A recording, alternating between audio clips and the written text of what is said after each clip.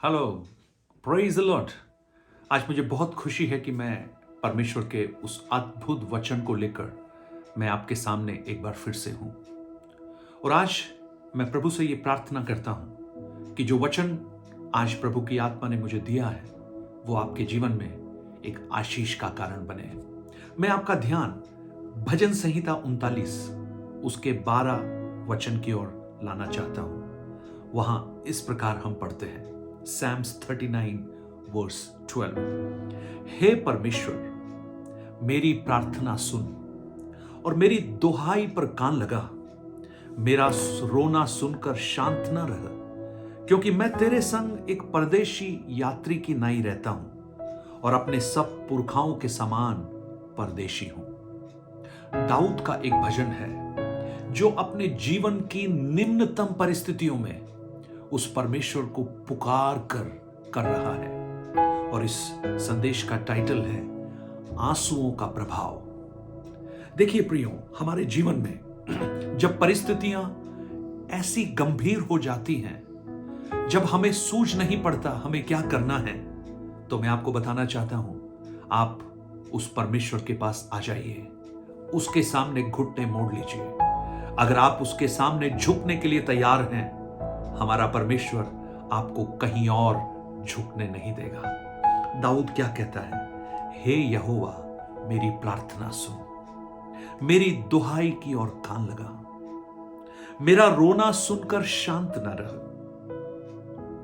प्रार्थना, जब उस प्रार्थना को आप देखेंगे, वो जो प्रार्थना से शुरू हुआ रोने में तब्दील हो गया।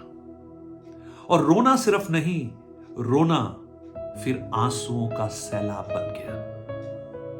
हमारे जीवन की परिस्थितियां जब हम एकांत में आते हैं, जब ऐसा प्रतीत होता है कोई हमारे साथ नहीं खड़ा है, शायद हम रोने की परिस्थितियों में आ जाते हैं। मैं आपको बताना चाहता हूं, अगर आप अपनी प्रार्थनाओं को रोने में और आंसुओं में तब्दील कर सकते हैं, तो वहां एक बहुत बड़ा छुटकारा आपका इंतजार कर रहा है। क्योंकि रोने का प्रभाव शायद इस पृथ्वी पर नहीं होता, लेकिन रोने का प्रभाव स्वर्ग में जरूर होता है। एक राजा था हिजकिय्याह, जब उसे बताया गया कि वो शीघ्र मर जाएगा, जानते हैं उसने क्या किया? उसने दीवार की तरफ मुंह फेर कर बिलक बिलक कर उस परमेश्वर के सामने रोना शुरू कर दिया। और उस आंसुओं का प्रभाव, जो आंसू इस पृथ्वी पर गिरे, जो उस दीवार के पास गिरे, जो शायद थोड़े समय के बाद उसे वाइप आउट कर सकते थे, वो सूख सकते थे, लेकिन उसके आंसुओं का प्रभाव इस पृथ्वी पर नहीं, स्वर्ग में होना शुरू हुआ। स्वर्ग के परमेश्वर ने जब हिजकिय्याह के आंसुओं को देखा, वो शांत नहीं बैठ पाया और हिजकिय्याह को 15 साल का जीवन का दान उसने दिया। आज मेरी आवाज सुनने वाले मेरे प्रिय भाई बहन, आप दुनिया के किसी भी भाग में क्यों ना हो, मैं आपको कहना चाहता हूं, अगर आप प्रार्थनाओं में, दुख की परिस्थितियों में रोना प्रारंभ करते हैं, आपके आंसुओं को अगर आप बहाते हैं, प्रभु आपके आंसुओं को नजरअंदाज नहीं करता, वो आपके आंसुओं को कुप्पी में सहेज कर रखता है। Praise the Lord. आप पुकारिए उस परमेश्वर को अपने जीवन की निम्नतम परिस्थितियों में, अपने जीवन की कठिनाइयों की परिस्थितियों में, जब आपकी कोई नहीं सुन रहा हो, जब आपके आंसुओं को कोई ध्यान नहीं दे रहा हो, आपके आंसुओं को लोग नजरअंदाज करते हो, मैं आपको बताना चाहता हूं, स्वर्ग का एक परमेश्वर है जो आपके आंसुओं को देखकर शांत नहीं रहता, वो आपके लिए कार्य करना प्रारंभ करता है।